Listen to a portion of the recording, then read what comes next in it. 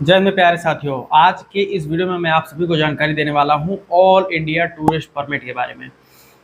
AITP ये क्या होता है, अप्लाई कैसे करना है, इसके लिए डॉक्यूमेंट आपको कौन कौन से देने हैं, फीस कितनी है, अथराइजेशन, पूरी जानकारी आपको AITP के बारे में इस वीडियो में दूंगा। अंत तक वीडियो को देखिएगा। वीडियो थोड़ी सी लंबी होगी, इस वीडियो में आपको पूरी जानकारी मिल जाएगी। किसी और वीडियो को जाकर देखने की जरूरत आपको नहीं पड़ेगी ऑल इंडिया टूरिस्ट परमिट बनवाने के लिए। दोस्तों, अगर आप लोग नए हो तो चैनल को सब्सक्राइब कर लीजिएगा, बेल आइकन ऑन कर लीजिएगा। ऐसी वीडियोस आपको फ्यूचर में मिलती रहेंगी क्योंकि ट्रांसपोर्ट डिपार्टमेंट और DRRC परमिट फिटनेस रिलेटेड आपको जानकारी इस चैनल पर मिलती रहती है। आइए आपको पूरी जानकारी देते हैं। AITP जिसको full form all India tourist permit होता है, शॉर्ट में इसको AITP बोला जाता है। यह एक परमिट होता है और यह परमिट का ही एक भाग होता है। परमिट का मतलब जैसे कि नेशनल परमिट बनता है, स्टेट परमिट बनता है, वैसे ही ऑल इंडिया टूरिस्ट परमिट बनता है जो कि टूरिस्ट व्हीकल के लिए बनाया जाता है। ठीक है, यह बहुत ही ज़रूरी है, खास तौर पर ऐसी गाड़ियों के लिए जो कि यूज हो रही हैं टूरिस्ट के लिए, यानी कि पर्यटक की दृष्टि से। अगर आप पर्यटन की फील्ड में रिलेटेड है, आपकी गाड़ी वहाँ पर लगी हुई है, तो आपको एक AITP आपके पास होना अति आवश्यक है। अगर आपके पास AITP नहीं होगा तो आपका गाड़ी सीज और चालान कर दिया जाता है। तो AITP बनवा लीजिए, नहीं तो गाड़ी नहीं चलेगी रोड्स पर। चलिए आपको बताते हैं सबसे पहले कि अप्लाई आपको इसका कैसे करना होता है और कहाँ पर करना पड़ता है। देखिए, अब AITP जो होता है ऑल इंडिया टूरिस्ट परमिट, इसके लिए आपको अपनी गाड़ी का जहाँ पर इनिशियल प्राथमिक पंजीकरण हुआ था वहीं पर आवेदन करना होता है कि हमें ऑल इंडिया टूरिस्ट परमिट चाहिए। ठीक है, अब जो भी आपके नियरेस्ट RTO हो, RTA हो या DTO ऑफिस हो, वहाँ पर आप जाकर आवेदन इसके लिए दे सकते हैं। ठीक है, आप इसके लिए ऑनलाइन अप्लाई कर सकते हैं और RTO में जाकर भी अप्लाई कर सकते हैं, जो आपको मीडियम सही लगे। बेहतर होगा आप ऑनलाइन अप्लाई करके डॉक्यूमेंट वेरीफाइड करवा लीजिए RTO में जाकर, तो वो बेस्ट रहता है। ठीक है, तो यहाँ पर आपको ऑनलाइन अप्लाई करने के लिए पूरा मैं आपको बता देता हूँ कि कैसे करना है। इसके लिए मैं आपको डायरेक्ट एक लिंक दे रहा हूँ जो कि आपको भारत सरकार के ऑफिशियल वेबसाइट पर ले जाएगा। डिस्क्रिप्शन लिंक में दे रहा हूँ, वहाँ जाकर आप क्लिक करेंगे तो आप डायरेक्ट इस वेबसाइट पर आ जाएंगे, जो कि आपको मैं स्क्रीन पर दिखा देता हूँ। देखिए, कुछ इस तरीके से आपको आएगा। यहाँ पर लिखा हुआ होगा परिवहन वाहन.परिवहन.gov.in। ठीक है, तो यहाँ पर जाइए, all India tourist permit AITP लिखा हुआ मिलेगा। अब आपको ऑल इंडिया टूरिस्ट परमिट पर क्लिक करेंगे। जैसे ही आप लोग क्लिक करेंगे, यहाँ पर आपके सामने क्या आएगा, ऑल इंडिया टूरिस्ट परमिट के लिए स्टेट का सिलेक्शन करना होगा। स्टेट सिलेक्शन करने के लिए आप जिस भी स्टेट का गाड़ी आपकी रजिस्टर्ड है वहाँ से आपको अप्लाई करना है। जैसा कि मैं यहाँ पर यूपी सेलेक्ट कर ले रहा हूँ, तो यूपी से या फिर आप उत्तराखंड से, जहाँ से भी हैं, उस राज्य की ऑफिशियल वेबसाइट पर आपको भेज दिया जाता है। वहाँ पर आप जाएंगे, उसके बाद में आपको देखिए कई सारे ऑप्शन मिलेंगे। ऊपर अथराइजेशन लिखा हुआ होगा, AITP परमिट कितने जारी हुए, कितने अथराइज्ड हैं, और सारी चीज़ें आपको यहाँ पर लिखी हुई मिल जाएंगी। देखिए, अब यहाँ पर लिखा हुआ apply for AITP authorisation permit, यहीं पर आपको आवेदन करना पड़ता है क्लिक करके। ठीक है, और उसके बाद आपको ऑनलाइन पेमेंट या यहीं से आप प्रिंट कर सकते हैं अपना परमिट। ये सारी चीज़ें आपको यहाँ पर, या फीस रिसिप्ट आपने भुगतान कर दी तो वो भी डाउनलोड इधर ही से कर सकते हैं। तो इसके लिए आपको ऑनलाइन अप्लाई पर क्लिक करना है। क्लिक हियर पर जैसे आप लोग क्लिक करेंगे तो आप देखेंगे आपके, मैं आपको स्क्रीन पर दिखा दे रहा हूँ, AITP के लिए आपको रजिस्ट्रेशन नंबर, गाड़ी का चेसिस नंबर लास्ट का 5 डिजिट और वेरिफिकेशन कोड इंटर करके गेट डिटेल्स पर क्लिक करेंगे। गेट डिटेल्स पर क्लिक करें, आपकी गाड़ी की पूरी डिटेल आ जाएगी, वहीं से आप लोग ऑनलाइन अप्लाई कर सकते हैं। ये है तरीका ऑनलाइन अप्लाई करने का। ठीक है, अब दस्तावेज सबसे मेन होता है, डॉक्यूमेंट कौन कौन से आपको देने हैं वो चीज़ चलिए बता देता हूँ। तो सबसे मुख्य महत्वपूर्ण दस्तावेज क्या है, गाड़ी का इंश्योरेंस पेपर। गाड़ी इंश्योरेंस नहीं होगी तो आप लोग आवेदन नहीं कर सकते हैं। ठीक है, उसके बाद आपकी गाड़ी की RC भी होना अति आवश्यक है। ओरिजिनल RC आपके पास होना अति आवश्यक है, तो RC भी होना चाहिए। 2 डॉक्यूमेंट ये हो गए। तीसरा है आपकी गाड़ी का PUC पॉल्यूशन पेपर होना अति आवश्यक है। ठीक है, चौथा है आपका फिटनेस सर्टिफिकेट। फिटनेस सर्टिफिकेट गाड़ी का होना बहुत ही आवश्यक होता है क्योंकि ये कमर्शियल गाड़ियों का बनाया जाता है, पीली नंबर प्लेट गाड़ियों का। ठीक है, तो फिटनेस होना चाहिए। उसके बाद टैक्स पेमेंट रिसिप्ट, जितना भी आपको टैक्स वगैरह आपकी गाड़ी पर हो उसने आपने सब पेड किया है, वो आपको रिसिप्ट शो करनी होगी।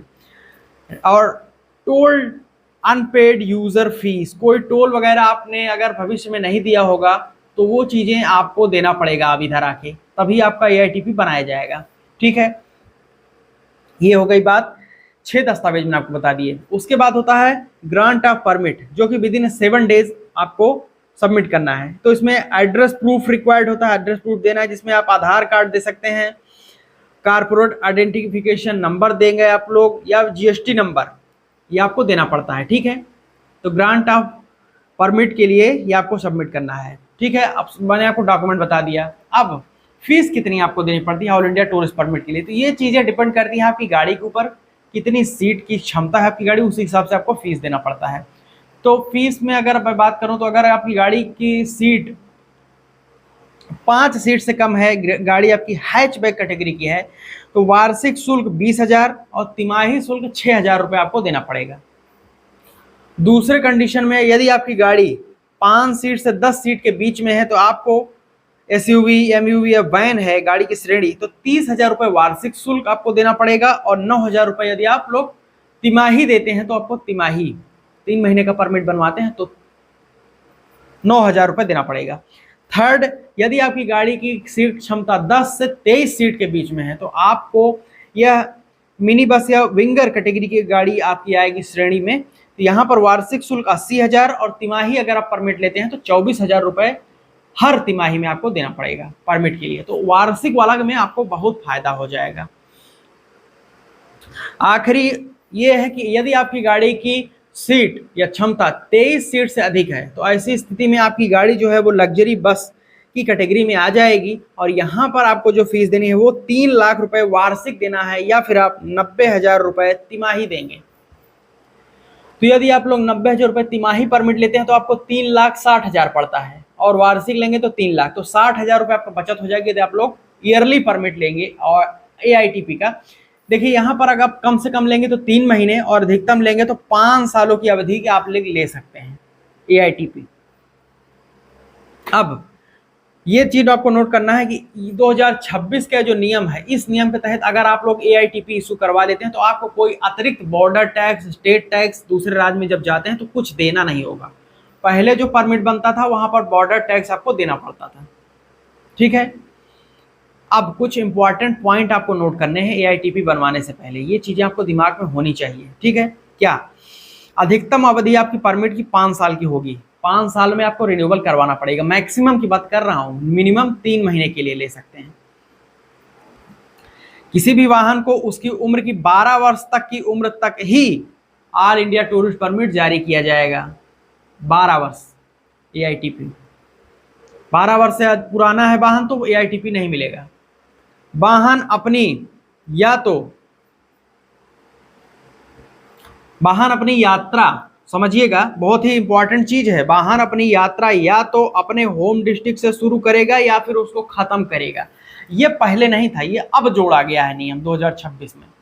कोई भी ऑल इंडिया टूरिस्ट परमिट जब वाहन आप जाएगा, कहीं पर यात्रा में निकलेगा सवारी को लेकर के, तो उसको या तो अपनी यात्रा अपने होम डिस्ट्रिक्ट से शुरू करनी है तो खत्म करनी है।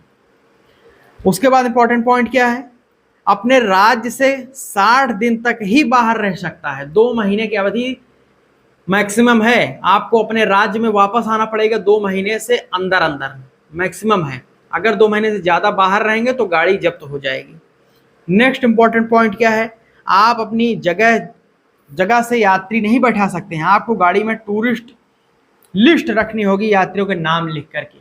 ये भी बहुत इंपॉर्टेंट चीज़ है।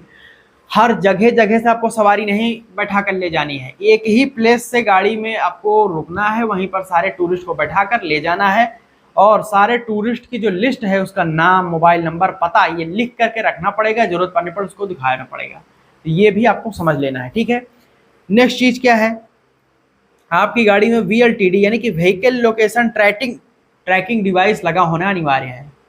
VLTD डिवाइस लगा होना चाहिए टूरिस्ट गाड़ियों में।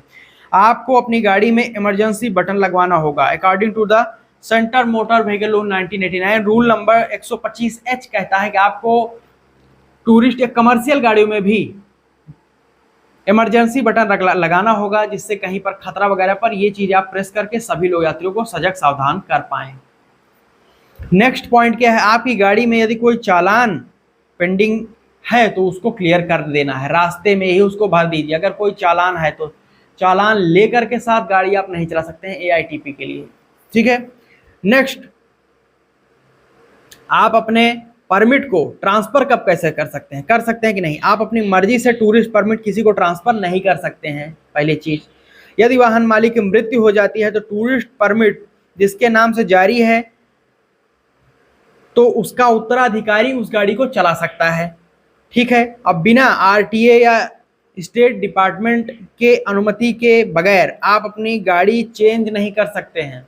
अब जिस गाड़ी के लिए परमिट इशू किया गया है उसी गाड़ी पर आप लोग एआईटीपी लगाकर चला सकते हैं। ऐसा नहीं कि आपको परमिट इशू कर दिया गया तो आप गाड़ी बदल लें, गाड़ी नहीं बदलना है। गाड़ी बदलने के लिए आपको आरटीए डीटीओ की परमिशन लेना अति आवश्यक है।